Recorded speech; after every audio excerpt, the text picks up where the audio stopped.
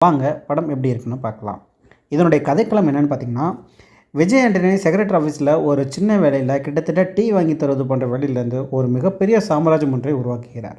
தமிழகத்தில் கவர்மெண்ட் தமிழக அரசியல் யாருக்கு எது வேண்டுமானாலும் ஃபோன் கால்லேயே முடித்து அதற்கான கமிஷனை எடுத்துக்கொள்கிறார்.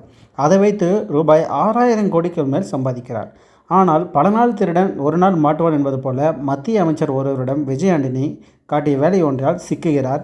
அதைத் தொடர்ந்து அரசியல் சாணக்கியன் என்று சொல்லப்படும் ஒருவரிடம் விஜய் ஆண்டனி சிக்க அனைத்து தரப்பும் அவரை ரவுண்டு கட்ட இதிலிருந்து விஜய் ஆண்டனி எப்படி மீண்டார் என்பதுதான் மீதி கதை.